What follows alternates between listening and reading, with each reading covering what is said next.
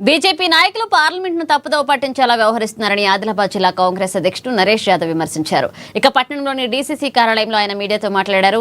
131వ రాజ్యాంగ సవరణ పేరుతో అడ్డదారిలో డీలిమిటేషన్ మహిళా బిల్లులను ఆమోదించేందుకు కేంద్రంలోని బీజేపీ ప్రభుత్వం ప్రయత్నించిందని ఆరోపించారు. ఈ అంశాలపై బీజేపీ చేస్తున్న అసత్య ప్రచారాలను ప్రజలు నమ్మవద్దని, వాస్తవాలను గ్రహించాలని కోరారు. మహిళలను తప్పుదోవ పట్టించడానికి ప్రధాని నరేంద్ర మోదీ క్షమాపణలు చెబుతున్నారన్నారు. ఇక కాంగ్రెస్ పై అసత్య ప్రచారాలు చేయడం తగదన్నారు. కేంద్ర ప్రభుత్వానికి చిత్తశుద్ధి ఉంటే డీలిమిటేషన్ బిల్లు, మహిళా బిల్లు వేరువేరుగా ప్రవేశపెట్టి ఉండేవారన్నారు. కేంద్రానికి చిత్తశుద్ధి ఉంటే 2023లో ప్రవేశపెట్టిన మహిళా బిల్లును ప్రవేశపెడితే పార్టీ మద్దతిస్తుందన్నారు.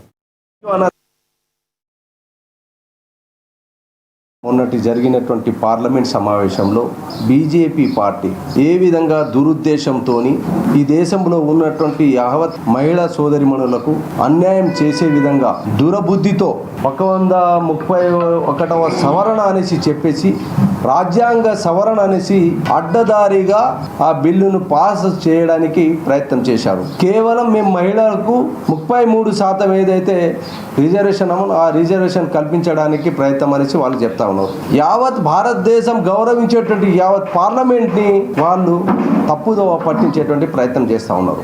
ఈ దేశంలో ఉన్నటువంటి మహిళా సోదరు పైన గౌరవం ఉంటే గతంలో పాస్ చేసినటువంటి 2023లో రిజర్వేషన్ బిల్ ఆల్రెడీ పార్లమెంట్ లో పాస్ చేశారు. మీకు చిత్తశుద్ధి ఉంటే మరి అది అమలు చేయండి కదా.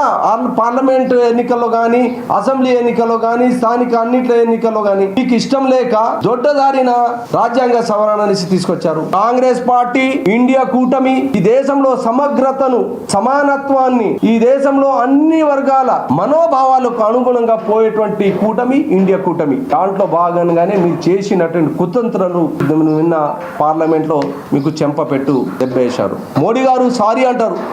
ఎస్, మీరు సారీ చెప్పాల్సిందే మహిళా సోదరులకు. దానికి బాధ్యులు మీరు కాబట్టి మీరు మహిళలకు మోడీ గారు సారీ చెప్పాల్సిందే. యావత్ బీజేపీ నాయకుల మహిళా సోదరి మహిళలకు సారీ చెప్పాల్సిందే, క్షమాపణ చెప్పాల్సిందే. కుట్రపూరితంగా ఉన్నటువంటి గతంలో ఆల్రెడీ పార్లమెంట్లో బిల్ పాస్ అయినటువంటి దానికి అమలు చేయకుండా దేనికో డీలిమిటేషన్కు ముడిపెట్టడం జరిగింది. ఇది సబబా? ఇది న్యాయమా? మీ చరిత్ర ఒకసారి మీరు చూడండి. ఏనాడు కూడా మహిళా సోదరిమణులకు మీరు గౌరవం ఇచ్చారా? కాంగ్రెస్ పార్టీ మహిళా సోదరిమణుల కాంగ్రెస్ పార్టీ అధ్యక్షుడు